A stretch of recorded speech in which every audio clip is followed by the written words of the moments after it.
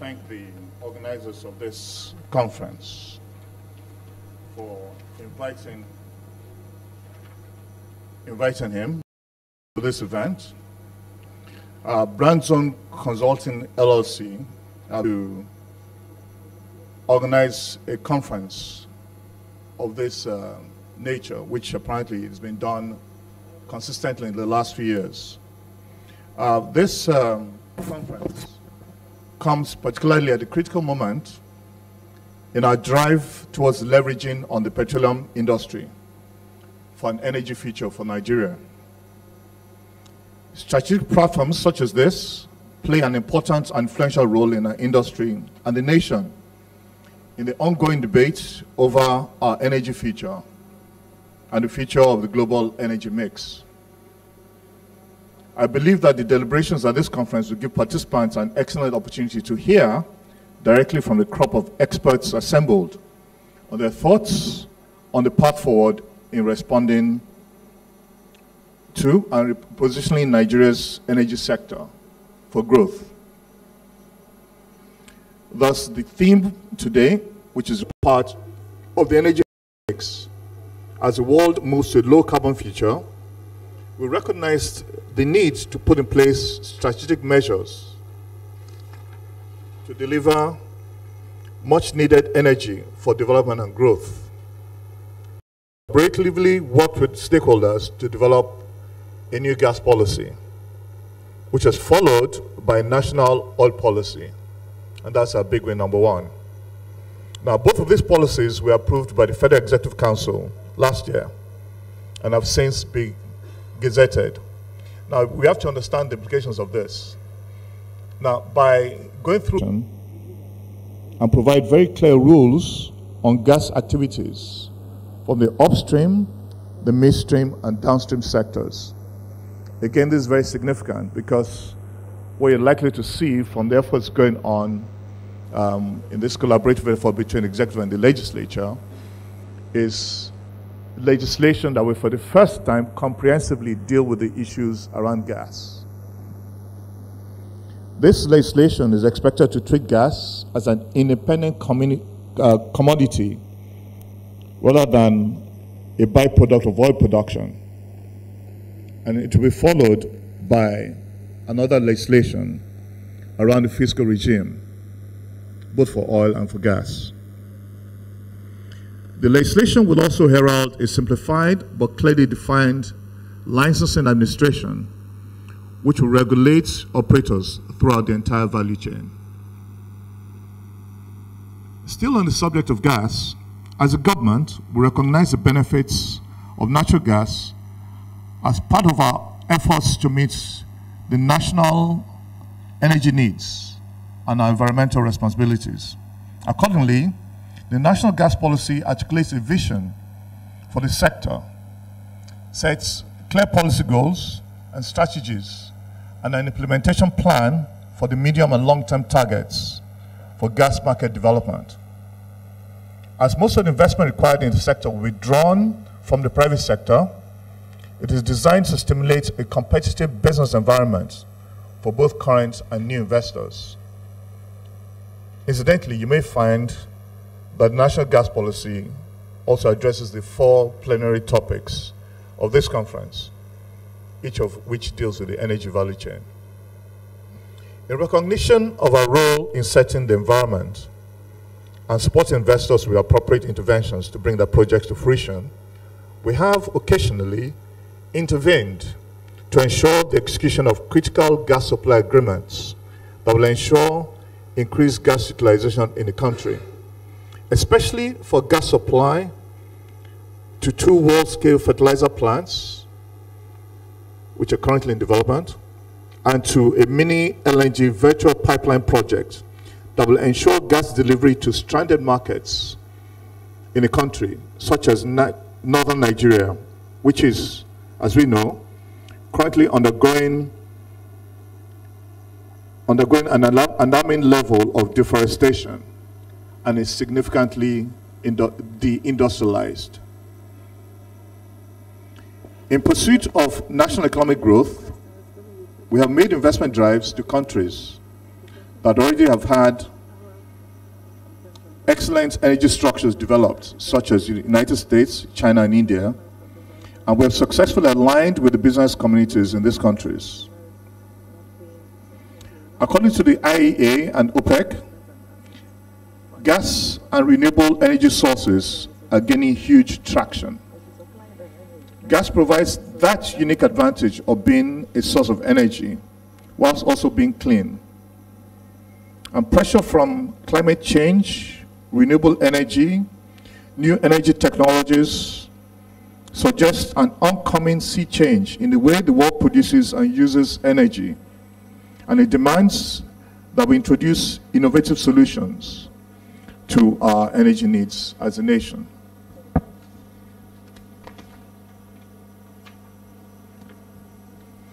Nigeria's gas reserves, which have now grown to 198 trillion standard cubic feet from what we used to know, and its multiple solar and other renewable energy sources, puts us in the right position to take a leadership role in the region and in this oncoming energy revolution. Hence, we have initiated programs and projects that will ensure the development of an enabling framework that will transform us into a gas-based nation. In addition to the approved gas policy, we are pushing forward with our innovative Nigerian gas flare commercialization program and progressing major pipeline projects such as the OB3 and AKK gas pipeline projects, which are designed to address the issue of energy supply. These projects are all projected towards providing infrastructure that will increase the number of players in the gas sector. Our views that the current situation provides hope as well as opportunities.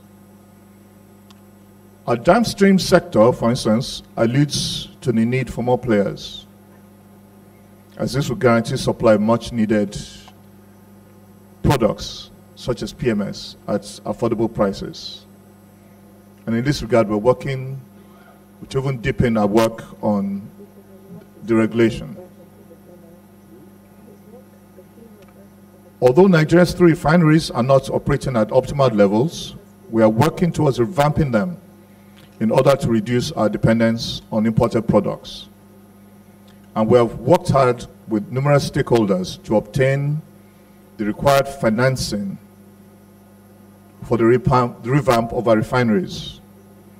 And we're definitely on track to commence this process this year.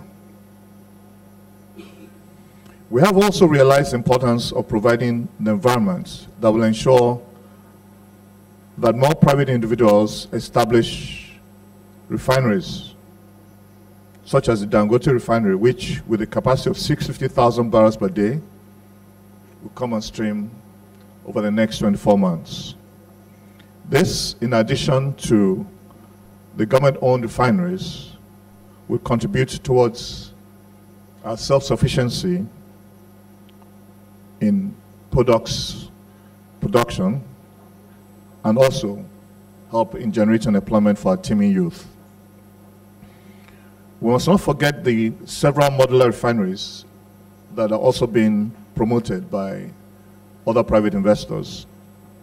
All this will aid our energy demand whilst also creating more jobs and more opportunities downstream. In terms of efficiency, our problems and issues are well known to investors. And Mr. President has mandated for a new push for efficiency throughout the industry. And we have portrayed this through our determination to reduce the cost of oil production and the contracting cycle in the upstream. We identified the root causes of the high $32 per barrel production cost and the 24 to 36 month contracting cycle through inclusive consultations with stakeholders, and have begun the implementation of solutions, some of which were announced as recent as last week.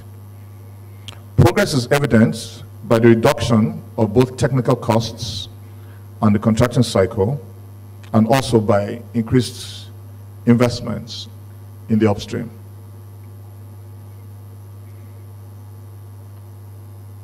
And further progress has been achieved by the way we have turned around the lower production of 1.2 million barrels per day based on the Niger Delta insurgency to an environment where today we are pushing our oil production to approximately 2 million barrels per day.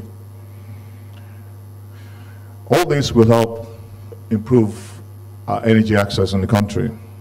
But ladies and gentlemen, we should turn our minds to globalization, which demands that we must maintain a global perspective as a nation.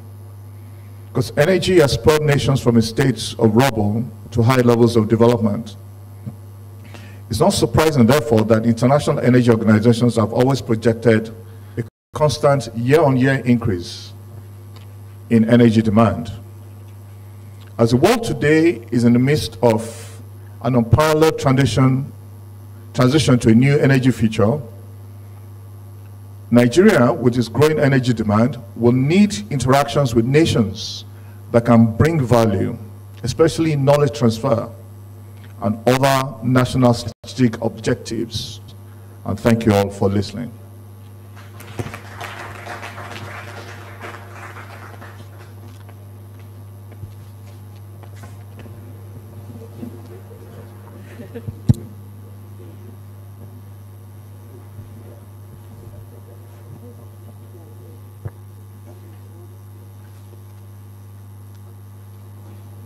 Thank you so much. And I think that in the address of the minister, a whole lot of the questions are answered. A good number of the questions that were raised, both from gas and oil and gas as well, and some of the concerns also that Ndidi raised with regards to the role of the minister. And so just so we can keep to time as committed, we'll just take questions and answers from the audience, and maybe 2 or 3, yes? Thank you very much. So if I can just have the 3 hands go up at once, so we'll just do the head count and get to that very quickly. That's 1. Okay, just 1 question. Thank you. As a gentleman at the rear, and that will be 2, and that will be, tell us your name, your affiliation, and then your question. Kindly keep it to 1 minute. Thank you. Good morning. My name is Caleb Adebayo. I am a lawyer with Wole and Co. So my first question goes to, I think, Mr. Dowd, the last 2 people on the panel, the one from the government, and I think Mr. Dowd, I didn't get your name very well. So my question is, you spoke about a lot of things regarding the problem of gas supply and availability for the GENCOs.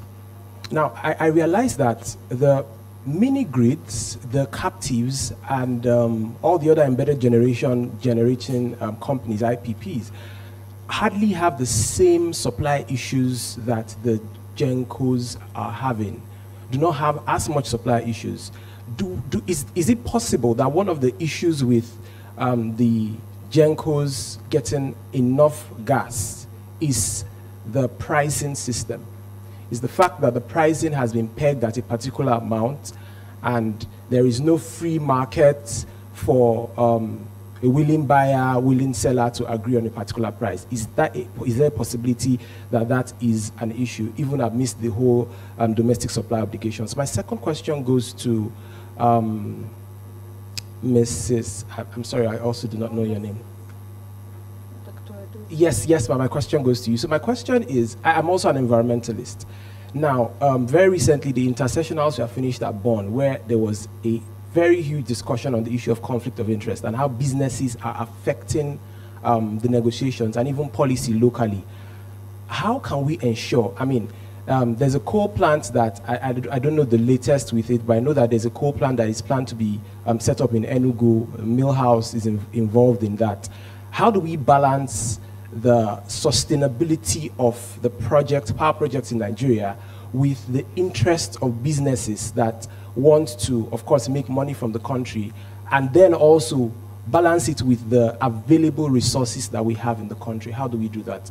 And then finally, The gas flaring commercialization program, how far with it? What's the latest with it? And now this is to the government. You have heard a lot about it, but so far I do not know that it has actually kicked off with penalties for those who are flaring gas. Thank you very much.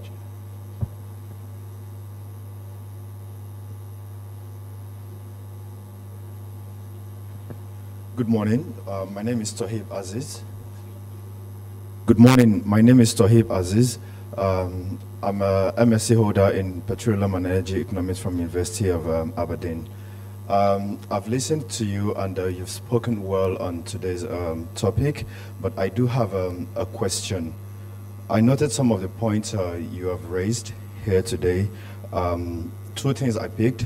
One is the need to develop our technical competence and also knowledge transfer, which I would directly translate into human capital development in that sector. My question goes thus: if we do recognize these two factors as things that we need to focus on to move on as a nation in order to address our energy issues, not only in the oil and gas, but also energy in general, sustainable energy, renewable energies, and etc. What are we doing as a nation to actually invest and improve the human capital development, knowledge transfer, most especially for the locals? I would give an example. Like I said, I studied petroleum energy economics in University of Aberdeen, and particularly in my set, at least we would be about 15 people from Nigeria that went on that course. Today, it's very, very painful to say that just one person is actually practicing in that line of energy or anything related to oil and gas. And this has been time and the money invested that we were all thinking that we come back home and they will be able to, contribute meaningfully to the economy. But the reverse is the case on return. There are no opportunities, especially if you don't even know anyone. People then have all this knowledge and then they are employed by different sectors, marketing, advisory, and etc. So what opportunities are there to actually develop our human capital in this industry? Thank you. Thank you all. There's just two questions that I...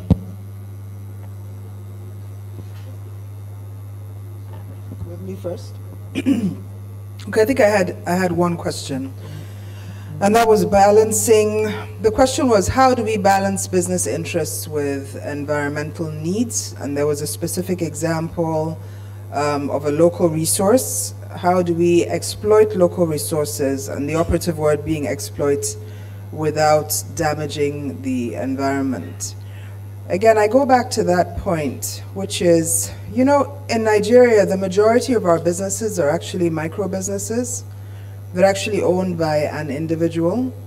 And the issue of environmental damage and waste, yes, big business is a big culprit, but every time you go to the vulcanizer and he cleans out your oil tank and the oil leaks into the ground.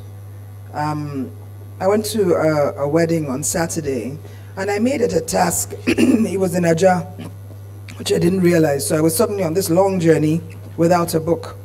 And I made it a point to count the number of tires that were by the side of the road. I counted 173. Just abandoned tires by the side of the road. And then I started asking myself on the journey, what are all the things I could do with these tires? They're playgrounds built with those tires. You can use them as buffers on the edge of, you can use them at the boat club or the yacht club. The buffers that they use to stop the boat hitting the edge are completely run down. Tires could be used for that. I went to an exhibition on Friday evening, and it was a young artist. In a way, I'm talking to human capital, the question of human capital here. It was a young artist, his name is Olumide, and he is an environmentalist. And what he decided to do, my favorite painting of his, was this incredible piece of art that is twice the size of that speaker, and it's made of what? Pure water sachets. He's probably going to sell it for close to ₦1 million. He got a few young people employed to pick up pure water sachets from the side of the road. He has a mold, and he created art out of it. And I'm so impressed by this young man that I think he's going to go global.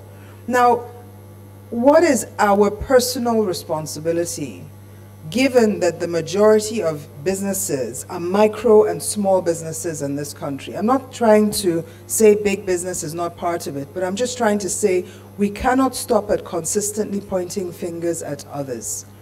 And as far as big business is concerned, what is very clear to me, because we have a major move on waste management within the group, you know, at various different levels. We're investing in new plants, we're investing in new systems and new processes. But the big problem is, so we better manage our waste. And then we hand it over to maybe some of the newer contractors like Visionscape, etc., who are making efforts. What happens when I hand over my waste to those who are responsible for waste disposal? Can my responsibility really end there? Where does it end up? Does it end up on an incinerator that doesn't exist? What is the responsibility in this regard, again, of government in ensuring that this is acted upon? Or can there be incentives put in place for private sector to invest in proper waste management? And what is our individual responsibility in ensuring that we do that? On the question of resources, just very quickly, one of the things I'm fascinated with at the moment is the debate between globalization and glocalization. So to what extent is the global priorities or set of priorities influencing our own national priorities adversely? So when you talk about biomass, right, you talk about renewable energies and talk about using food to generate energy. But guess what? As a nation, we're not food self-sufficient. So is it really our priority to talk about renewable energies and biomass as a source of energy and power? Or should we be asking ourselves how we can become food self-sufficient so that we can feed ourselves as a nation in a sustainable way first? And to what extent, therefore, is a global priority, where they've solved this problem, suddenly becoming our own headache when we haven't solved our own problems? So for me, there are ethical questions, and there are local questions, and there are indigenous questions that actually, and I go back again to the point where, what is it at this point in our history as a nation? You know, we're now in the era called the Anthropocene. And the Anthropocene means that humankind is impacting this earth, this planet that we live in ways that are completely unprecedented. And so what I keep saying is that as a nation, us in particular, as Africa's biggest nation, as potentially one of the most populous nations in the world, and the most entrepreneurial and the most intelligent, we owe it to ourselves to come together. Government, private sector, civil society, and most importantly, individuals, and to step up to this responsibility of safeguarding the environment, which really is our larger ecosystem, and managing our resources in such a manner that we're not just thinking of ourselves and of self-interest, but of sustainability and the future. Thank you very much. We'll pass to Engineer and Bite, and we're going to do just 1 minute for each as we wrap up, because the plenary is running right into another plenary. Let me address the issue of whether price is influencing the availability of gas to GENCOs versus embedded sort of power. This question is a vexing one. And from the perspective of the NGA and Frontier Oil, it is I think it's a misconception.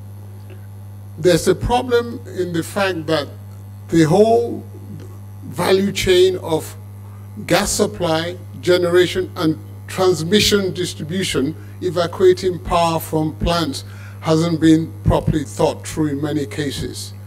So you find that power plants have been built and there's no source of gas to them. And people say it's a shortage of gas supply.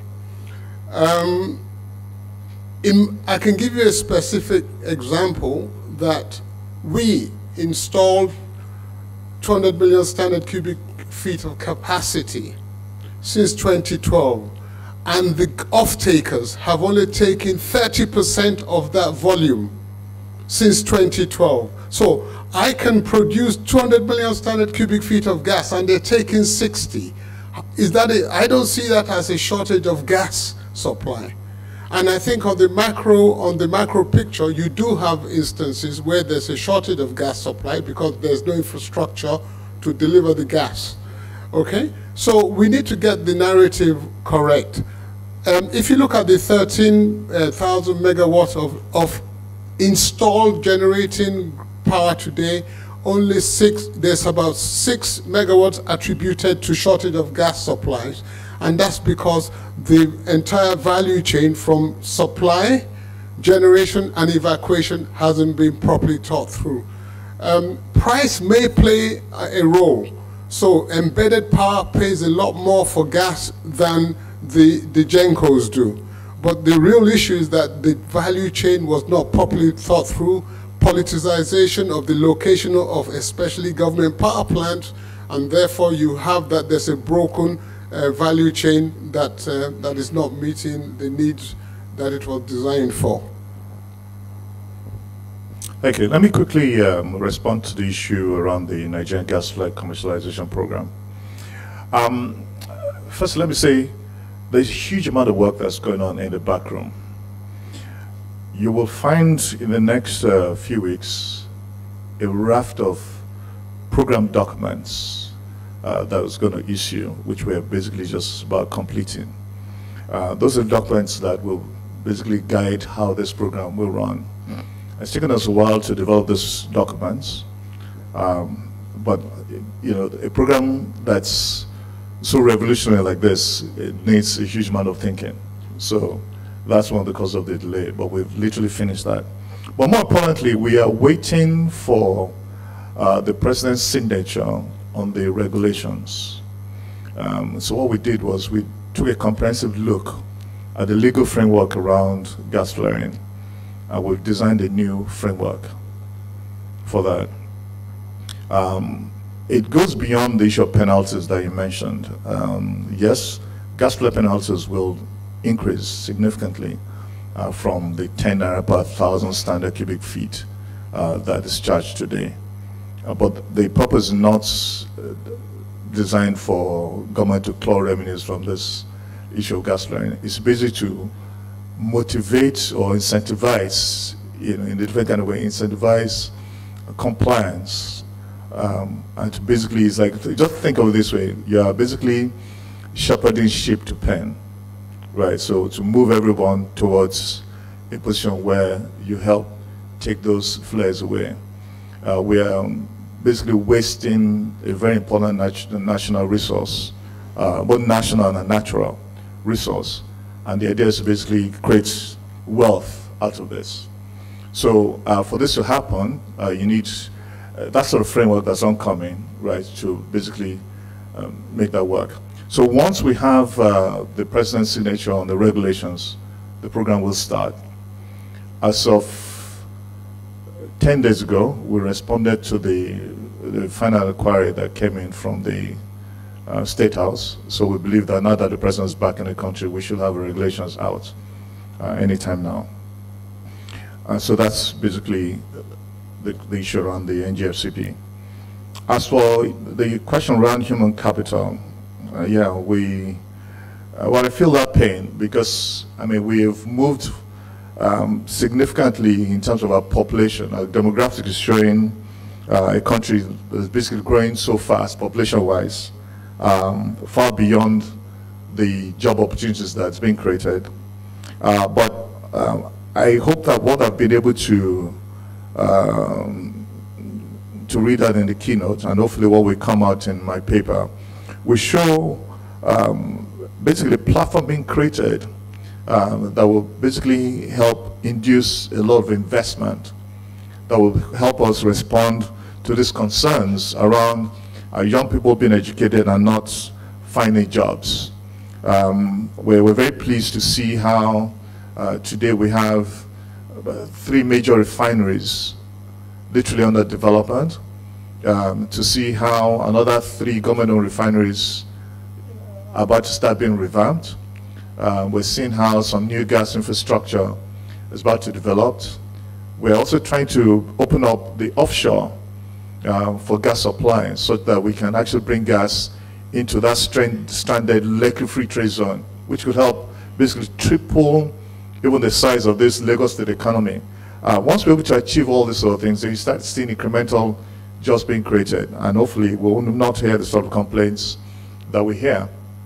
But more importantly, we are pushing our agencies, the Petroleum Technology Development Fund, the PTI, the Local Content Board, to help basically retool some of our local people in terms of training so that they can actually be more better suited in this new economy we're trying to create. And also to have some of the industries that are also being developed, such as the Dangote fertilizer and the Dangote petrochemicals plants, to basically focus more on employing local people as opposed to weighting more towards foreign technical experts. Because we believe that this is a mature oil industry with so much knowledge that's been gained by our people, and so much training that's gone in the past, that as these new projects start coming on stream, there must be opportunity for Nigerian people. So basically, we're pushing all these new investors, right, to try to make sure that our people are brought into their companies.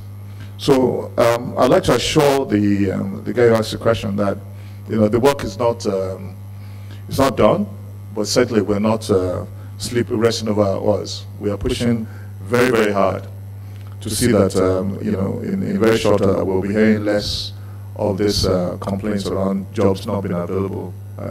Certainly speaking for the petroleum sector, I'm sure other sectors are doing what they need to do. Thank you.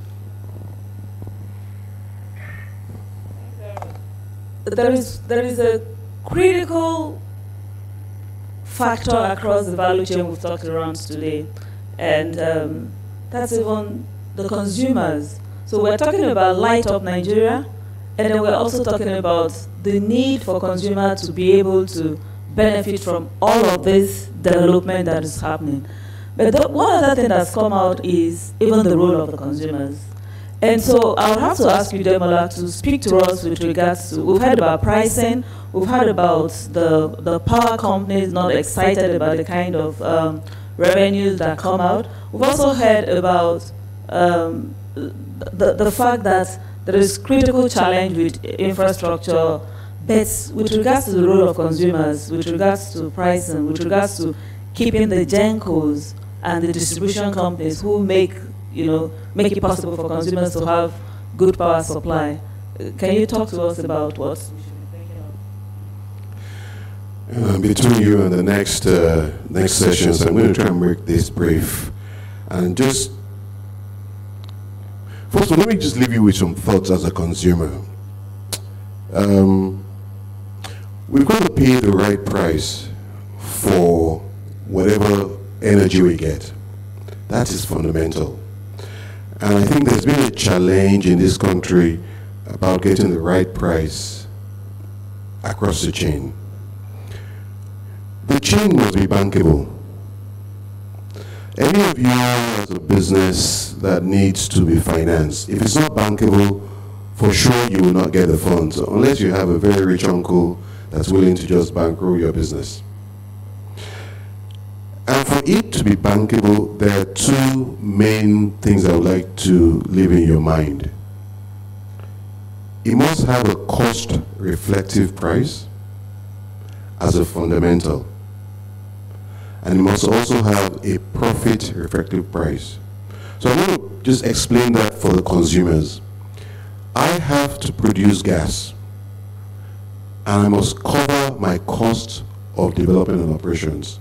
Otherwise, if you don't give me the right price, I will not develop that gas. The midstream guy has to process the gas, and the cost of processing must be covered in the tolling or the tariff he gets. Same thing for the distribution entity, same thing for the Genco and then the Disco.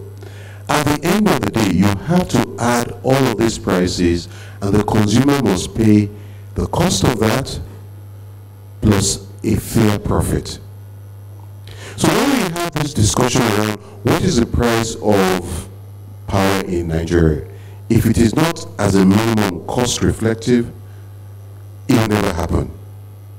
And I think all of us must put our minds that energy is not a gift from government. Everyone thinks that Nigeria is an oil and gas producing country, so they should be able to get cheap power. Not for 198 million people. So I want to just leave in the minds of everyone as a consumer that